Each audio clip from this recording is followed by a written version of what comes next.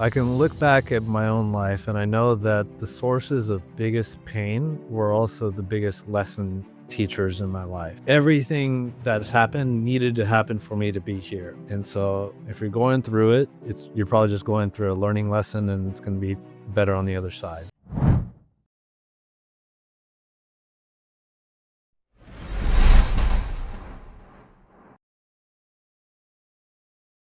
An inner journey often starts with a quiet hunch that something isn't quite right. Sleepless nights, a racing mind, or a persistent sense that life is happening in fast forward. My guest on today's show is Matt Diggity, a well-known SEO entrepreneur who has turned that unease into a path of deep inner exploration. Matt speaks openly about using psychedelics from a young age, losing both parents in his early 20s, and how creeping anxiety became the wake-up call that pushed him to seek real change. In this conversation, we explore how psychedelic journeys reveal states of bliss and acceptance, and how therapy, IFS parts work, TRE, and somatic breathwork help him turn those temporary states into lasting traits. We talk about stored trauma in the body, shared visionary experiences, past life regression, and what it means to parent and build businesses in a world increasingly shaped by AI and distraction. This episode invites you to see your own discomfort as guidance and offers grounded tools for transforming anxious, fragmented living into a more connected, peaceful way of being. So without any further ado, on with the show. Matt, it's so great to have you on the show. Thanks for coming. Thanks for inviting me. So you were on my other show on Marketing Speak a while back, and we geeked out about SEO and marketing and all that sort of stuff. But I was inspired, nudged really, to invite you on this show to talk about personal development and spirituality and growth and evolution because of something you posted on Facebook that I happened to see. And I believe there are no coincidences. I was meant to see that. I don't spend much time on Facebook, but yet I saw your post. And if you want to share maybe a little bit of background about why you posted that, what you posted, and what what your intention was in sharing to a wider audience, that might set a really nice stage for our conversation today. Sure. If I have it right, you reached out to me after I posted a podcast interview about psychedelic use. So, I mean, we all have our personal lives, and I've never really hid the fact that I'm interested in inner exploration, psychedelic spirituality, but I've also never really done a podcast really getting deep into it and kind of doors open and not holding anything back. So I guess you saw that, and I did, yes. why why I did it in the first place. I mean, why not? I kind of look at it as, for some reason or another, I ended up with an audience through business or SEO or whatever. And while I still have it, while I'm still on this earth, maybe I can give some messages that aren't just about making money.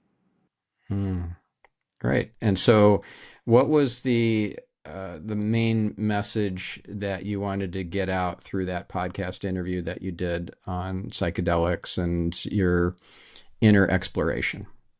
I would say probably the main one is there's a message I was trying to get across in there, that the inner world exploration starts off with a wanting to change or a wanting to learn more.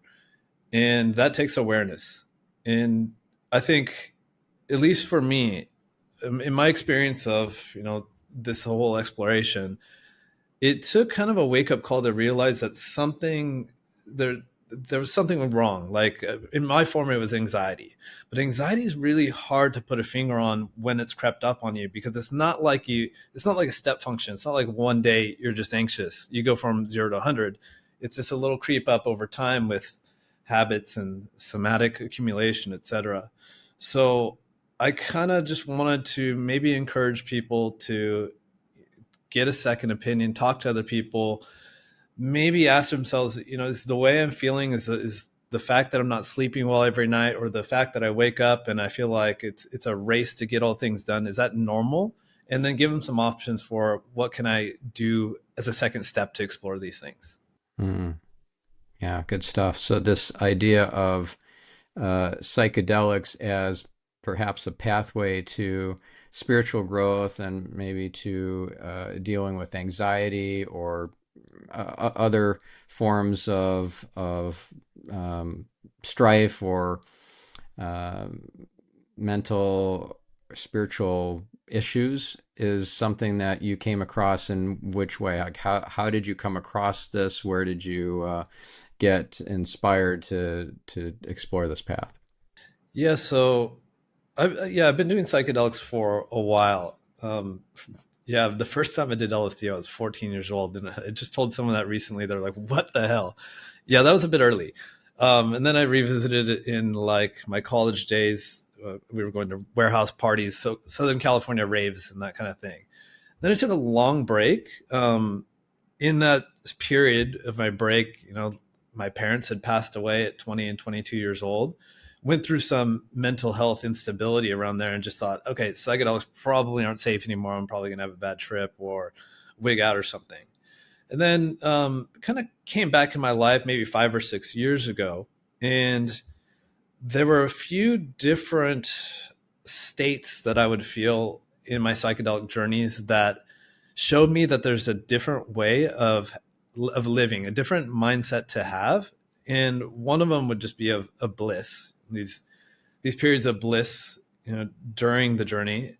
And then also, I think the more important is the one was a feeling of acceptance, an acceptance of just a knowing in my bones that everything is all right. I have everything I need already, and I'm not even talking about like financial material stuff. I'm looking around, I'm seeing my family, my friends, we have food, like that. Just knowledge sinking into my bones of acceptance, and we have everything already. I knew that was in me, but I didn't, like when you do the psychedelics, that didn't come from me. It didn't come from the drugs. It came from me. It came from myself. This is a feeling deep in me. So it went me down the path of just, all right, how do I turn this state into a trait? What kind of habits do I have to integrate into my life in order to have these temporary psychedelic feelings become my normal MO? Yeah.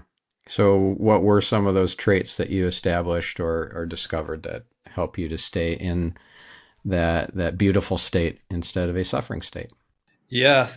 So it wasn't that easy. So I would say therapy was part of it. So really looking at things that happened in the past and doing some trauma work and rewriting. Not, you can't rewrite history, but rewriting the emotional impact that historical things have had on me were a big part of it. And I actually tried tons of different stuff, but I'd say the two biggest ones were therapy, particular IFS parts work therapy was huge for me. And then the second thing was only kind of recently is somatic stuff. So getting my body to realize, so at this point, my inner talk, my head was getting pretty clear, more calm, less anxious, more happy. The states were turning into traits mentally, but my body was still holding something back, and I knew that because my sleep was super fragmented. I'd wake up like 3 to 5 times per night. In my aura ring scores, for example, my sleep scores, my HRV was pretty low. So then I started to get into the somatic stuff, and that was mostly through breath work, and not the Wim Hof activating breath work, more like calming resonance breathing breath work that really did the trick for me. So I'd say those were the two main levers to turn the states into traits. Wow. So let's dive deeper into those.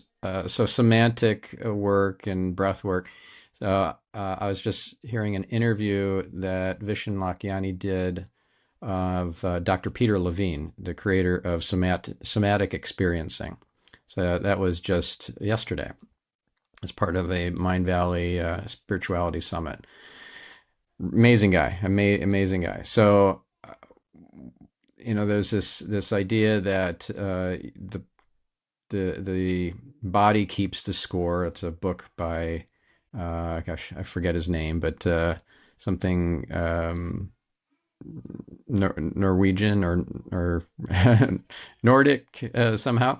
Anyways, it's really important book because if you have trauma, you keep that trauma in a part of your body. And if you don't handle that, process that, accept it, then you're going to potentially carry that for maybe your whole life. So, somatic experiencing is one way of addressing these traumas and the storing of them in the body. I'm curious if there are certain parts of your body that were storing traumas for you, and how did you specifically release them through, let's say, breath work or other somatic exercises? Good question. So, in terms of release from stored emotions in the body, first off, if we were to have this conversation 3 years ago, I thought all this stuff was BS. Like, I I think I was just pretty detached from my body. I lived in my head so much, and I thought, I feel anxiety in my gut. I feel fear in my back. Like that was just not my world. And I think the fact that I was so skeptical of it and then got converted into it kind of shows the validity of it. I had to be proven this stuff really means something. And it took a while to figure out, where is each emotion held. And I'm still really fuzzy on it. It's kind of like almost every negative emotion is in my gut and in my arms and sometimes tight chest for some reason. There's no distinguishment. But in terms of release of these things, I would say like big macro release levers have been TRE, trauma release exercises, which is another super woo woo thing that I was like, there's no chance that this stuff works. But once you kick off and yeah, I encourage the readers to, or the viewers to like look into this. It's, Well, guess what? I actually had the creator of TRE, Dr. David Berselli, on this podcast. ooh, awesome. Did he give Yeah. you a live demo? Yeah, and actually he worked with me and my wife Orion in a private session over Zoom afterwards because he wanted me to experience the modality, and it was really profound. Yeah. Yeah, it's wild. Yeah. He's But amazing. yeah, it is quite amazing. But yeah, just the fact that you can get into a state and start shaking out physical traumas out of your body, and it's kind of like your body's on autopilot. It's doing some weird stuff that you're definitely not doing. That was a big one. And then, more recently, I got into a book. I think that was recommended by Tim Ferriss, and maybe one of his emails or some YouTube short or something like that. But it's called Heart, Breath, Mind by Lee Lagos, and that's on resonant breathing. It's basically timing your inhales and exhales at a specific pace that's unique to each person, where their baroreflex, your heart's ability to adapt, is in line with the pace of your breathing. And ultimately, it increases your HRV. But as you get further into the program, you can do some visualizations like breathing in calm and exhaling out stress, for example. And after working with that a little bit, I can feel like at a pretty quick cadence, like when I'm starting to feel any anxiety or tension or something, let's say something's happening in my chest, I can breathe it out and it's just the feeling's gone within 4 or 5 breaths. I think it's quite powerful. Yeah. Amazing. Did you have any kind of psychedelic type of experiences while doing breathing exercises? Yeah. Yeah. So my boys and I, my friends in the entrepreneurial community here in Chiang Mai where I live, we're pretty close, and we do this quarterly psychedelic retreat. It's private, keep it between us, and go rent a place in nature, nice Airbnb, and we do 2 days of psychedelics. On the second one, we get into bringing in third party facilitators to teach us new things like breath work, for example, or TRE. Yeah, breath work plus psychedelics is it's you're playing with fire, like in a good way. I don't think it's too dangerous, but um, there's always someone in the room having a huge emotional release, bawling their eyes out or something. Me, 80% of the time for sure. But yeah, that's like two nuclear weapons coming together: psychedelics and breath work. So, Have you ever had an experience without psychedelics, with breath work that gave you kind of like a psychedelic or a awakening experience? Yeah, yeah, not to the psychedelic degree. I've heard many people report like, yeah, it's just as good. I get close, like after a long Wim Hof session, and like you just have that clarity, the effortless meditation like feeling, and that feeling of bliss and calm. Yeah, I've gotten that before, but I mean, psychedelics are psychedelics. I feel like it's hard to reach that state of you know tripping, for example.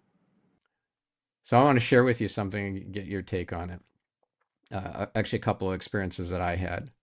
One was where I had a psychedelic, I guess, trip. I don't know how else to describe it without any kind of substance. I just got a blessing from a monk. This was in India, and he was in a super state of consciousness.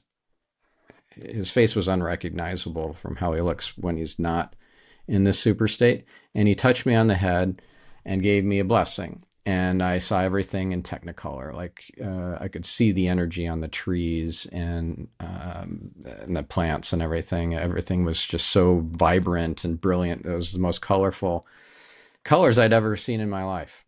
And I felt this deep sense of peace and connection.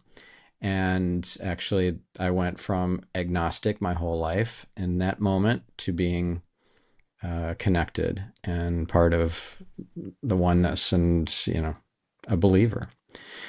Another experience I had, which involved breath work, was I had this actually over Zoom experience. Curtis Thomas, he's a past guest, he's a breathwork expert. And I attended a session. Actually, my wife and I both attended this session over Zoom. And he had a group of people. He was facilitating this, and I definitely had an experience then of oneness and so forth. And I'm curious on your take about this and how this relates to your experiences.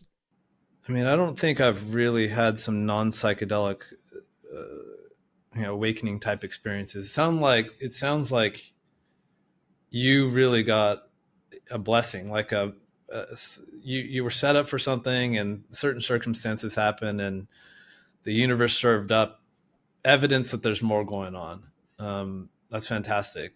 I can't say that I've experienced anything like that, but through psychedelics, I surely have. The colors that you're talking about, that's like a very mushroom type thing. I don't get it on LSD. I only get it on mushrooms, and it crosses my mind that what am I seeing? Am I seeing hallucinations in my brain because it's just making neuroplasticity kick off, and I'm not able to filter things out, or am I really looking at waves and energy in nature that is really existed that was just unavailable to my eyes without the medicine? I I think it's amazing that you've experienced that without it. And I'm also curious to why that that woke you up spiritually. It seems like it woke you up spiritually. I mean, of course, that was a mystical experience, but what connected that seeing energy and stuff like that to there's something more to this world than this matter? Yeah. I mean, the feeling of connectedness to God was the overarching theme of it. That was what was prominent. The seeing of all the colors and the just the visual experience of it was just a small piece of it. I mean, it certainly was remarkable, but it wasn't the main theme of it. It wasn't the thing that changed me. It was just like, wow, that's really cool. That's a great story. But the thing that shifted me was feeling like I was plugged into the power grid finally. Mm, yeah, that's fantastic. I did have an experience quite recently, maybe about 2 weeks ago, very recently, where I feel like I almost got my proof of No, I'm not even gonna say almost. I got my proof that there's something beyond like what we're just seeing right here. This was psychedelically involved as well, and I was on a little mini retreat after we did Chiang Mai SEO conference. That was also a couple weeks ago, and typically I like to reground and shake off all the hecticness of a huge conference. And I was with one of my buddies sitting on a patio, kind of overlooking nature, and we had taken some psychedelics, and we were just kind of chatting right next to each other, and we started hallucinating at the same time. Like this was almost at the tail end of our psychedelic trip, and we started hallucinating visions, so to speak. But we were seeing the same thing. Um, it's like we started like flying over this little valley. We just had this experience that we were flying over what we were seeing in the nature that we were overlooking, almost like on a magic carpet or something like that. And I would point out, "Hey, did you see that thing down there?" And he would say, "Yes, I saw the apple," or whatever it was. I didn't tell you I saw an apple. And so it was like we were sharing. It was like a hive mind experience, and we were sharing the same consciousness or tapping into the same source and sharing the same vision. We came out of it, and I was literally bawling. So was he, and it just seemed like coincidentally, both me and him are on this path of exploring like what else is there beyond what we normally see. And I think it was just like the universe served us up some evidence that we're on the right path. And yeah, I still think about that almost daily, and I really want to explore like what actually happened. Yeah, amazing. Yeah, I don't know if you're familiar with Paul Stamets, right? The expert on mushrooms and psychedelics, psilocybin. So he shared a story with Joe Rogan on his podcast about how he had this vision while uh, doing psilocybin, and this vision included dead cows on the field and like a lot of devastation. It looked really, um, I don't know, like a end of the world sort of scene.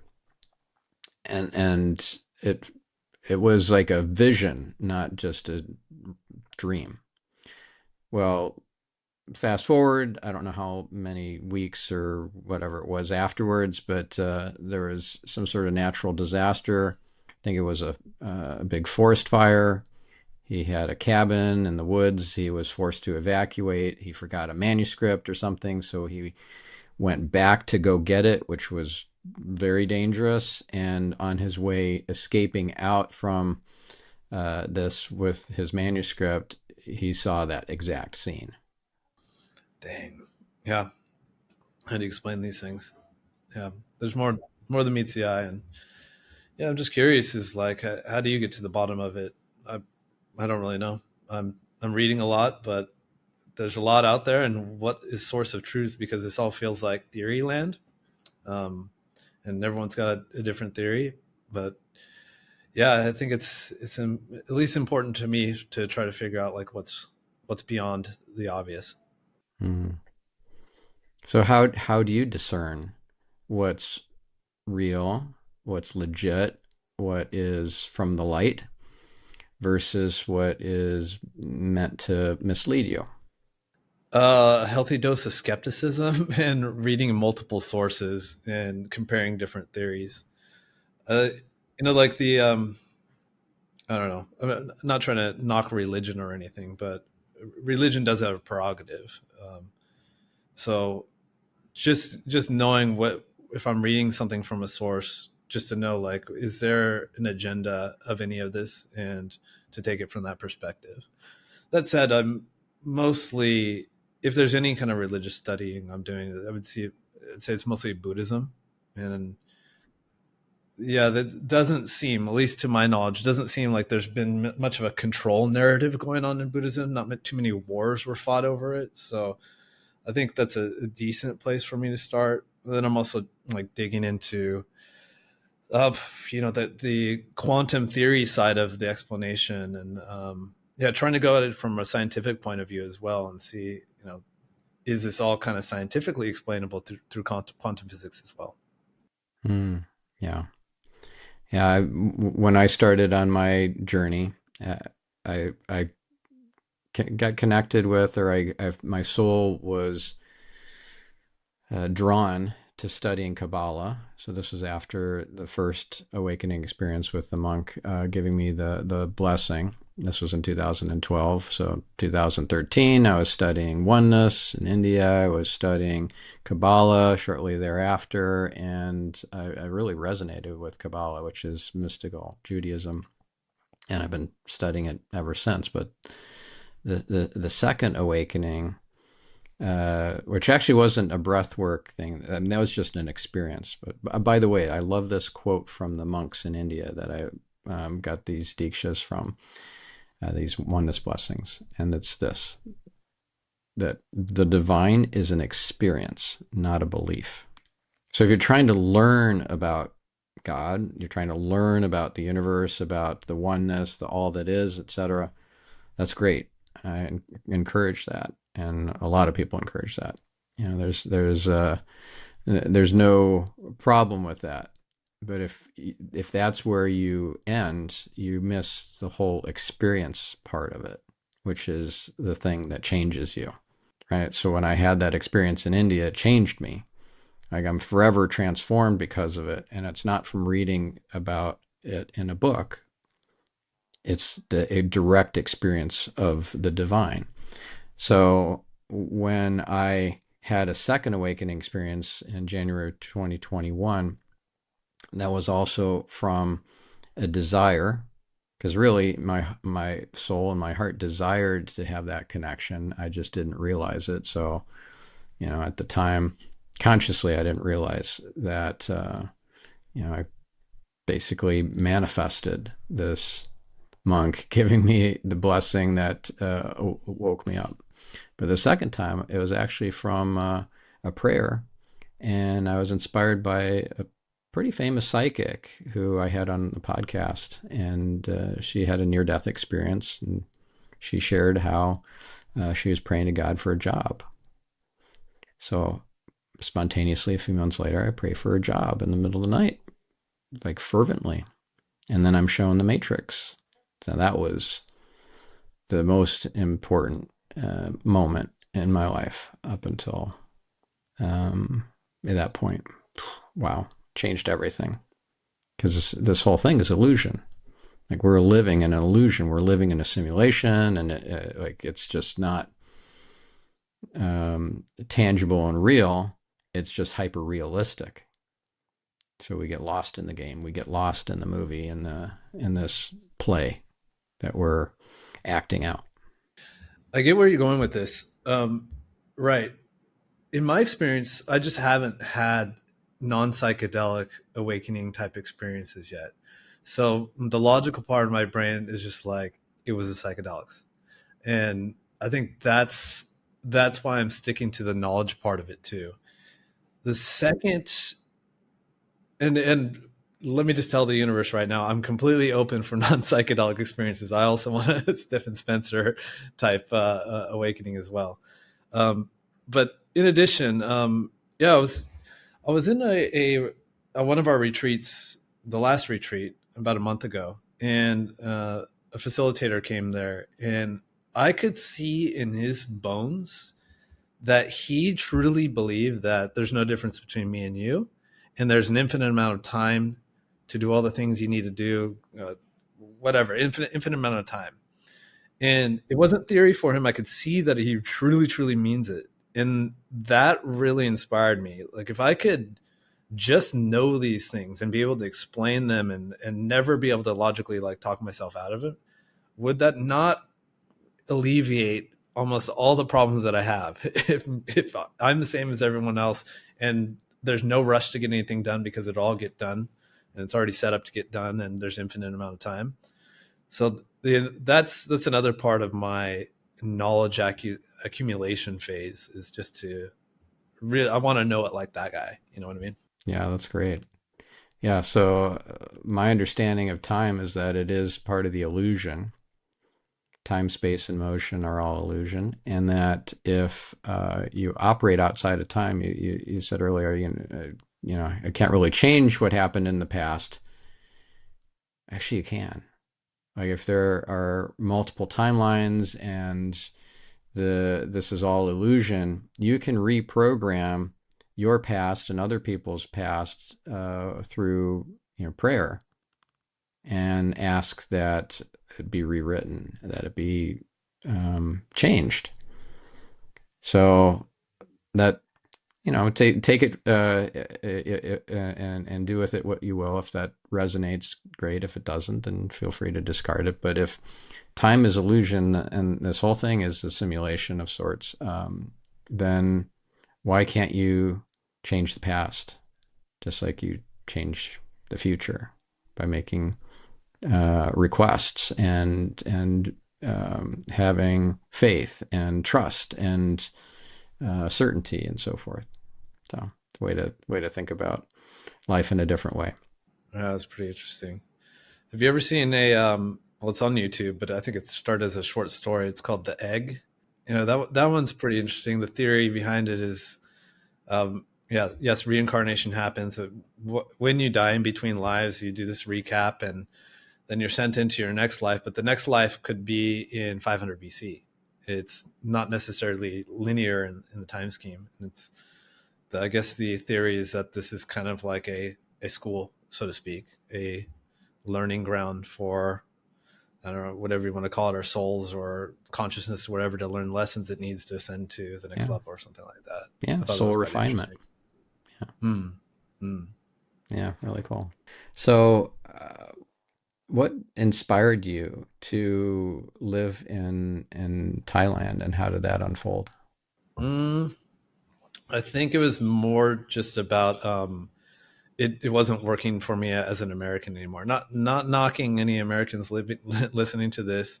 My situation was I was an electrical engineer, and that life was really hard.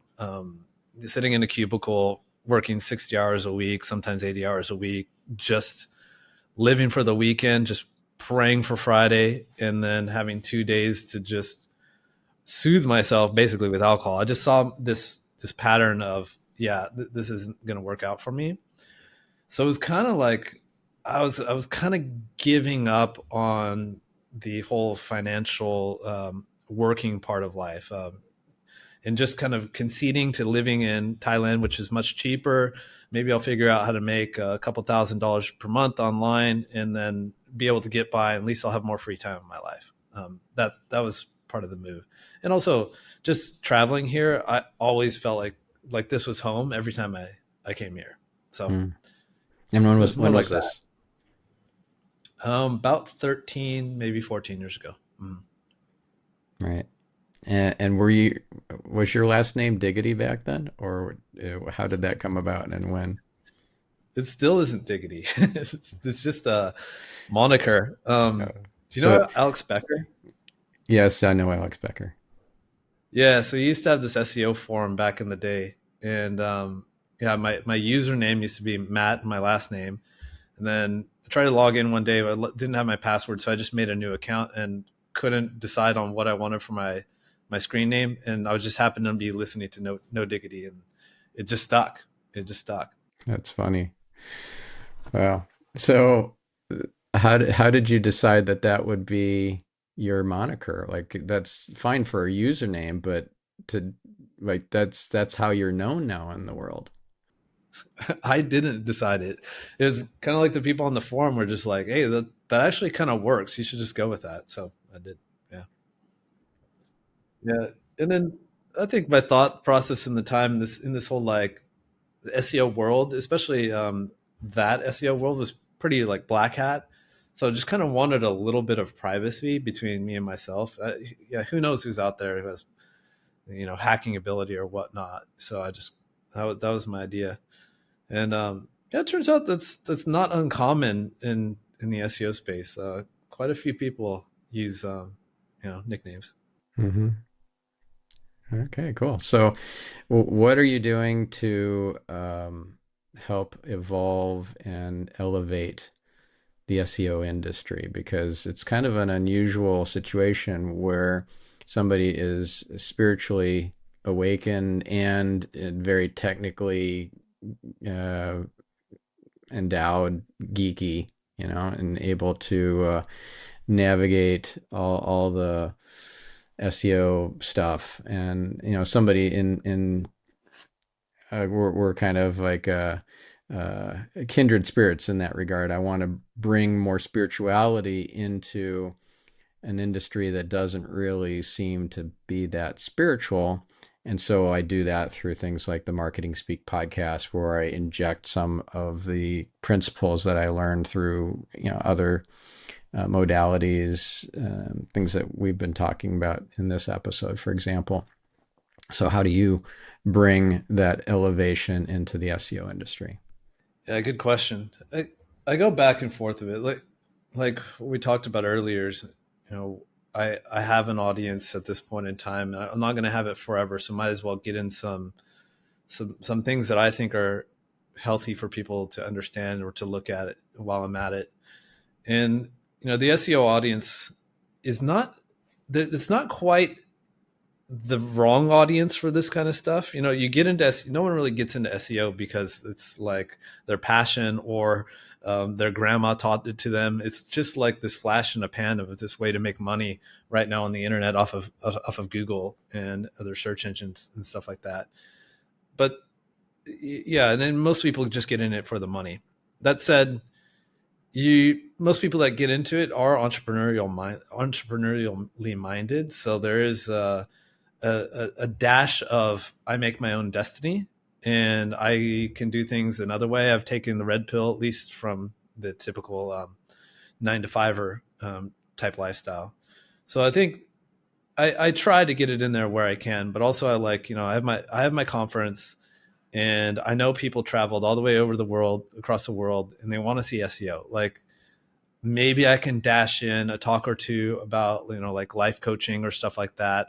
Maybe I can have a little workshop, in town on meditation. I've had my meditation coach teach a workshop at the conference. So try to toss it in there. And then maybe every once in a while, a social media post from me or a video or a podcast like this or some kind of video that, talks about these things that I'm interested in. And I try to get in when I can, but it's not the perfect audience for it, but it's not totally rejects it. Yeah. Well, you calibrate, you find out or you feel it, how much you can inject into the conversation or into the presentation or whatever, into the agenda, and see how it goes. But, a lot of it relies on intuition. Sometimes I'll, for example, do a little breathing exercise at the beginning of the session. Let's say it's after lunch and everybody's kind of zoned out from a food coma. So I'll wake people up and I'll say, all right, humor me for a minute. We're just going to do a quick exercise. I learned this from my wife, who learned it from Nam Yoga, how to just revitalize and invigorate yourself in just 30 seconds with a quick breathwork exercise. Who's willing to, experiment with this for a minute? And then, people will humor me on that, and then they'll actually feel better and more, vital and alive and awake for the session. So that's just a way to kind of sneak in a little bit of awareness of the unseen world. Yeah, that's nice. And it seems like, I mean, maybe you can correct me if I got this wrong. You got the Marketing Speak podcast, and you're probably going pretty heavy into marketing. And then you got this one where you can crank up the woo-woo dial to 10 if you want to. I totally I do feel that like, all the time. Yeah. okay, good, good. I mean, that's fine. Yeah, I mean, I've also that psychedelic podcast I did that was talking about psychedelics, but no one's really hit upon the spiritual stuff that we're talking about now. So I appreciate this conversation. Yeah. Yeah. Well, it's all meant to be, right? Mm. Did you ever read The Alchemist? Yeah, long time ago. Long Yeah. time ago. Maybe this is your nudge from above to reread it. Or Mm. listen to it. The audiobook is amazing. Jeremy Irons is incredible narrator. I mean, incredible actor. So the narration is incredible. So in this book, there's the concept of maktub, which is Arabic for it is written. So if everything is already written, then this conversation was already written. Mm. Interesting. what happened to you 2 weeks ago with that shared experience. By the way, this isn't. This might be something you want to look up afterwards. There's something called a shared death experience. So there's a near death experience, but there's also a shared death experience where somebody who's passing will share their experience with you telepathically, and you'll see and experience some of what they are seeing and experiencing as they're traversing to other dimensions. So when you're sharing an experience with somebody and it's like, hey, do you see that apple there? Yeah, I do. That's not unheard of. Interesting. Interesting. That reminds me of. Have you ever heard of Dolores Cannon? Hmm. Yeah, yeah. I've Yeah, she's listened to pretty. a number of her audiobooks. Yeah, great stuff. Yeah, it's super interesting. She also, for the viewers, she's a psychotherapist. She learned hypnosis. She learned how to take people back into their former lives, and then she learned how to take people back into their past lives, and then she also learned how to take people back right in the middle. So what happens in between? And upon kind of building upon what Stephan was saying is that she says that many people report that the life that we're experiencing right now was planned. You designed it. You picked out how it's going to go in its entirety, and even the hard things that you signed up for, you signed up for them because you wanted to learn the lessons that they were going to teach. I find that really interesting. So I've had some past life regressionists on this podcast, like Betty Binder, who's written books on the topic of past life regression hypnosis, and a pretty miraculous story about how I found out about her. I'd never heard of her before, and I was just learning after I prayed for a job and got shown the matrix, this illusion and everything. I also, it woke up my psychic abilities, and so I started playing around with learning things like remote viewing and psychometry and medical intuition and all the things. So I was taking workshops, I was getting private mentoring, etc. And one thing I was playing with was automatic writing. So at one point, I let my pen, I was using a Remarkable tablet, I let the stylus kind of do its thing. And I had a question in my mind around a past life regressionist to work with, because the one that um, the one that I don't want to like talk ill of anybody. It wasn't a fit. The person that we were seeing, so I needed a replacement. I needed another past life regressionist. So I had that question in my mind, and in cursive, the name Betty, and it looked like Linder, but with a cursive L. And so after I wrote that, or whatever wrote through me, I then went online and I typed in past life regression and then Betty, but there was no E at the end of, she spells it with a Y-E.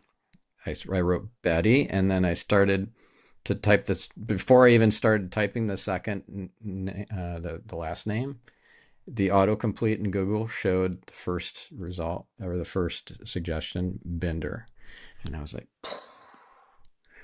mind blown. And so I ended up, having her on the podcast. I did multiple regression sessions with her, really some profound experiences. And I also feel like she was in past lives with me too, that this was not just, of course, coincidence. It's not coincidence. There are no coincidences, but that's how I ended up connecting with her, was through an automatic writing exercise. Yeah, that's interesting.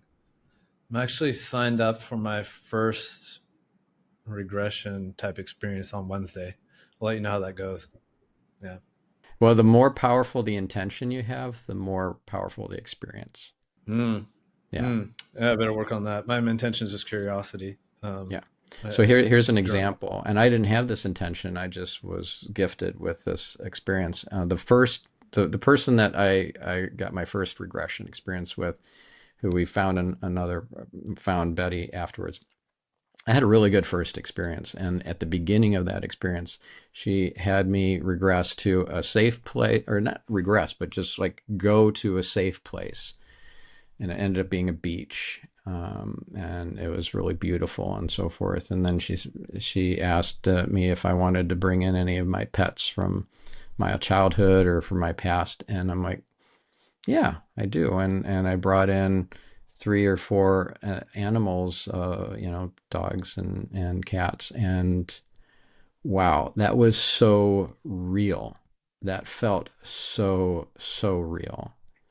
And yeah, it really, that was the most special part of the whole session. I mean, there was really cool things I learned and so forth, but yeah, just reconnecting with my pets, I could go for super some of cool. that. Yeah. Yeah. So maybe just Say hi think to all about the like, dogs. what do I want out of this session? And ask your guidance to pop Mm, into your head different things that might you might want to consider. nice. Nice. We'll do. Thanks for Yeah. that. Yeah. So what's next for you? I mean, what are you trying to build? What is your mission? What is your purpose? What's your soul here to express? Yeah. I'm trying to define that and I'm not rushing it at all. So, I mean, even when I found SEO or entrepreneurship, that was a 5 to 8 year process of trying to figure out what to do while I was an engineer. And I'm glad I took my time because it opened me up for a life that very rich, and I've experienced a lot of things that I think were really fun and amazing. So I'm taking my time with this, and I know it's in the category of helping people. It's probably in the category of mental health. I have no idea what scale it's going to be at. I think because of my entrepreneurial experience, my maybe it's my ego, or maybe it's just my pattern is like, well, it should be something big. It should be this online platform. It should be like a resort or something, a mental health facility. But also, I see a possibility that I could be helping people on a one to one basis. I don't really know, but I'm keeping my exploration open. I'm simultaneously studying a lot of things, not just the spiritual books and the esoteric, but I'm working on a counseling degree. I'm working on perhaps a therapy degree, and I'm learning about coaching as well. I've done coaching in the past, but I was ad hoc winging it. I'm trying to learn what are the nuances of actual coaching. Yeah. Who knows what I'll use? I have no clue what it'll be, but my North Star is just help others. And also wrote down just leave the place happier than I came. And leave everybody you meet better off than when you met them. Awesome. So where do you see the world heading?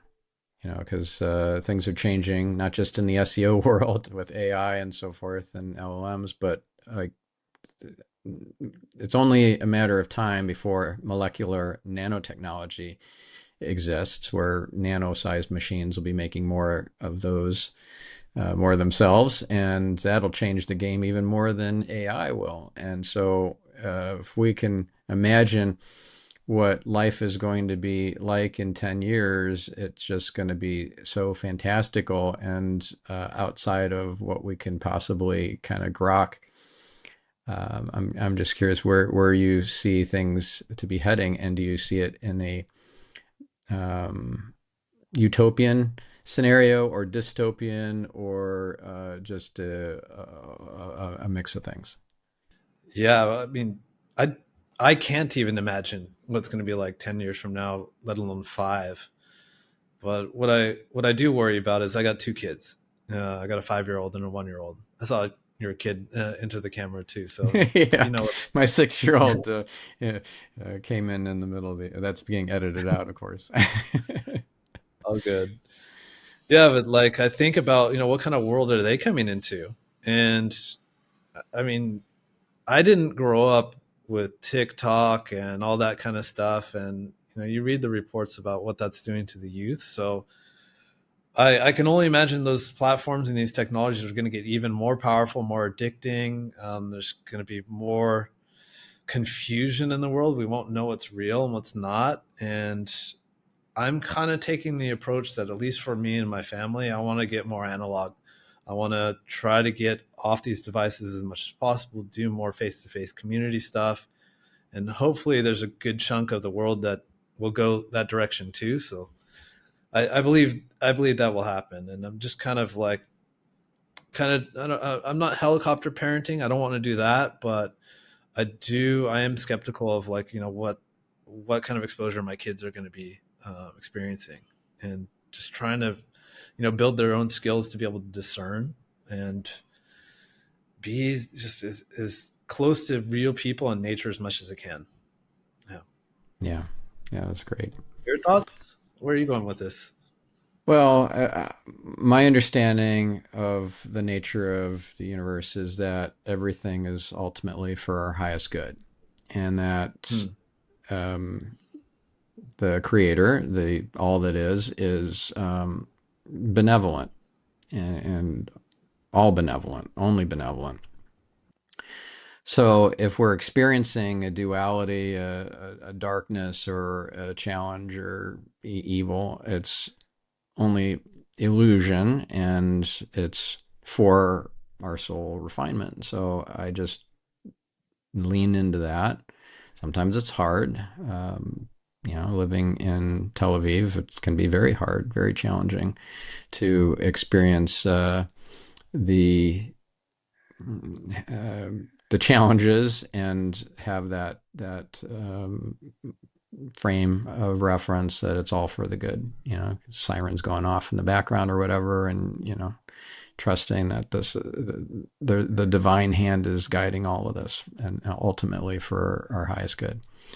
But so that's something that I really work on: the trust and the faith, the certainty that it's all for our highest good, so that I don't get freaked out about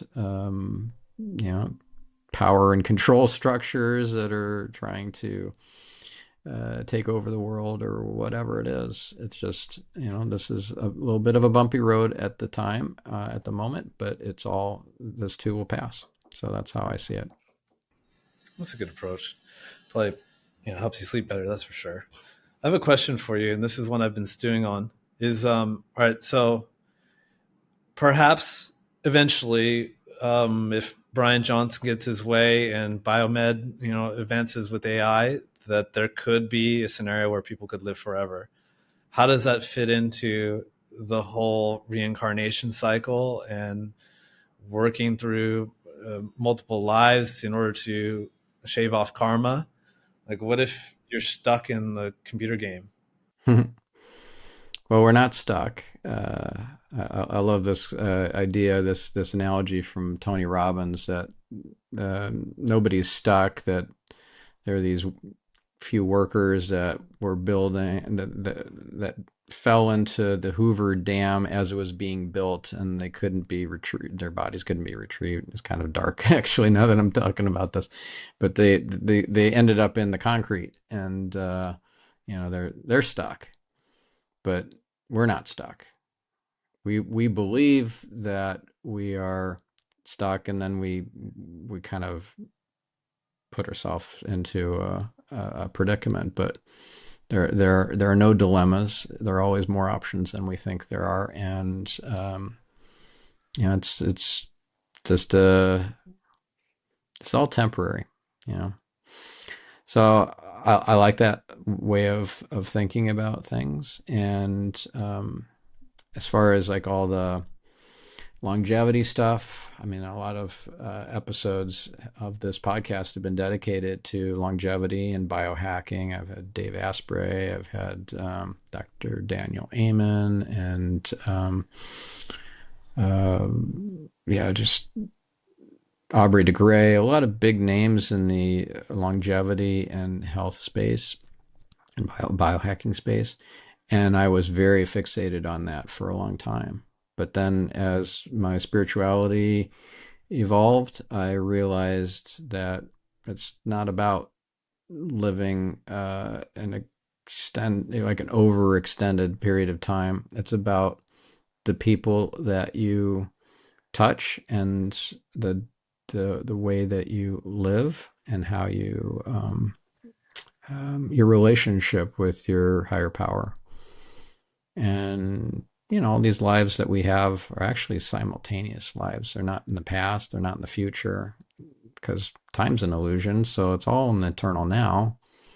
So you can just relax and trust and not worry about, yeah, this it's not my only shot at this. I don't have to live to 150 because this is all I get.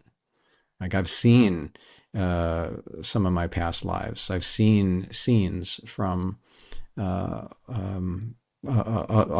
lifetimes, and I know that they're real. I know it in my heart.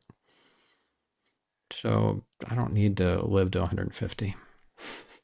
So so if it became available, someone showed up at your door, they're like, "We got eternal life pill. I got you if you want it." You would opt out.